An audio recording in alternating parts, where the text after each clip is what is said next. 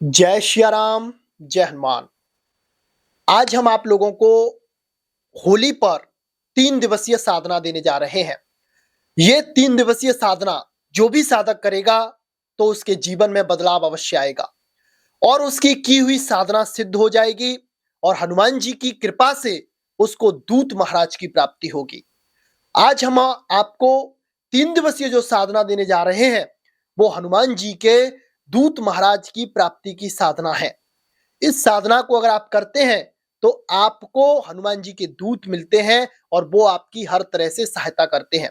अगर आपके घर में जादू टोना तंत्र मंत्र क्रियाएं हैं तो आप इस साधना को करेंगे तो उन क्रियाओं को देख सकते हैं और उनका निवारण भी आप कर सकते हैं।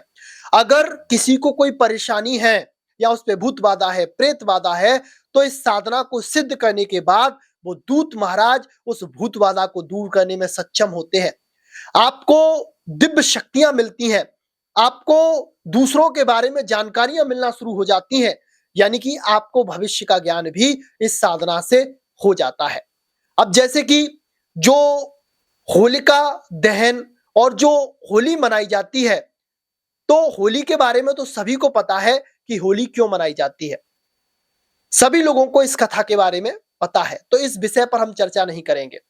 तो इस बार जो होलिका दहन होना है वो 2 मार्च को होगा और जो होलिका दहन का शुभ मुहूर्त है वो 6:22 से 8:50 तक शुभ मुहूर्त रहने वाला है, यानी कि इस बीच में होलिका दहन होगा। और जो साधना का इस बार समय रहने वाला है वो साधना का समय आपका है 8:50 से लेकर 12:38 तक, यानी कि रात्रि काल में यह साधना आपको करनी होगी। अब जैसे आप ग्रस्त साधक हैं, आप रात्रिकालीन साधना नहीं कर रहे हैं या किसी भी कारणवश ग्रस्त या कोई भी साधक है तो आप इस साधना को रात्रिकालीन नहीं कर सकते, तो आप इस साधना को ब्रह्म मुहूर्त में कर सकते हैं। ब्रह्म मुहूर्त यानी कि 3 मार्च से आप फिर इस साधना को शुरू करेंगे और 3 दिन तक आपकी साधना चलेगी। 3 मार्च को जो ब्रह्म मुहूर्त का समय है, साधना का जो समय है वो 4:15 से 6 बजे के बीच में आपकी साधना हो जानी चाहिए। जो हम आपको मंत्र देंगे उस मंत्र की आपको 11 माला जाप करनी होगी, ब्रह्मचर्य पूर्वक रहना होगा, जमीन पर शयन करना होगा और आपको जितना ज्यादा हो जाए उतना हनुमान जी की भक्ति में डूबना होगा, उनसे संबंधित चीजों को पढ़ना होगा और आपको एकांत का सेवन करना होगा। यानी कि 3 दिन तक आप अगर हो सके तो किसी से मिलें जुलें भी नहीं, क्योंकि अगर आप किसी नेगेटिव व्यक्ति से मिलते हैं तो उससे आपकी साधना नष्ट हो सकती है, यानी कि रुक सकती है, या फिर कोई आपके साधना कक्ष में प्रवेश कर जाता है तो उससे भी आपकी साधना खंडित हो जाती है। अब जैसे ब्रह्म मुहूर्त में जो साधना कर सकते हैं तो ब्रह्म मुहूर्त का जो समय हमने बता दिया। अब जो ब्रह्म मुहूर्त में भी साधना नहीं कर सकते तो उनके लिए जो समय है वो अभिजीत मुहूर्त है। अभिजीत मुहूर्त इस बार जो पड़ रहा है वो 11:48 से लेकर 12:36, यानी कि दोपहर में पड़ रहा है। लगभग 48 मिनट का अभिजीत मुहूर्त रहेगा। इस अभिजीत मुहूर्त में आप साधना करिए तो इसमें आपको जो जाप का जो फल है वो कई गुना प्राप्त होता है। अब जैसे आप 11 माला जाप करोगे तो 48 मिनट में आपकी 11 माला जाप तो होने से रही, तो आपको कम से कम 1 घंटे का या 1.5 घंटे का इसमें समय लग जाएगा, हो सकता है 2 घंटे का भी समय लगे। तो आप ब्रह्म मुहूर्त से या फिर रात्रिकालीन या फिर अभिजीत मुहूर्त में जहां से साधना कर रहे हैं तो आप साधना को पूर्ण करें, यानी कि साधना की जो समय सीमा है उस सीमा में करें, उसकी पूर्ण रूप से माला जाप करें, तब आपको आगे का मार्ग प्रशस्त होगा और आपको बहुत सारे दिव्य अनुभव होंगे। अच्छा, अब तो ये बात हो गई। अब हम आपको बताते हैं, जैसे कि आपके पास कहीं एकांत स्थल नहीं है तो फिर आप इस साधना को कैसे करेंगे। इस साधना को स्त्री कर सकती है या पुरुष ही कर पाएंगे, तो इस साधना को दोनों कर सकते हैं, इसमें कोई बंदिश नहीं। हाँ, बस एक चीज है, अगर महिला साधक है उस समय उनका पीरियड्स आ जाता है, यानी कि उस समय वह मासिक धर्म में होती हैं, तो वो आसन पर बैठकर इस साधना को ना करें। हो सके तो आप साधना करें ही ना, है ना। उस समय आप अपना राम नाम का जाप करें, वही आपका जाप फलीभूत होकर और इन समय का आप प्रयोग करें और पूजा वाले स्तर से दूर रहकर आप अपनी साधना को संपन्न करें। तो स्त्री पुरुष कोई भी साधना को कर सकता है। साधना आपकी, हम तो आपको यही सजेस्ट करेंगे कि आप रात्रिकालीन साधना करें। 2 मार्च से साधना शुरू कर दें आप।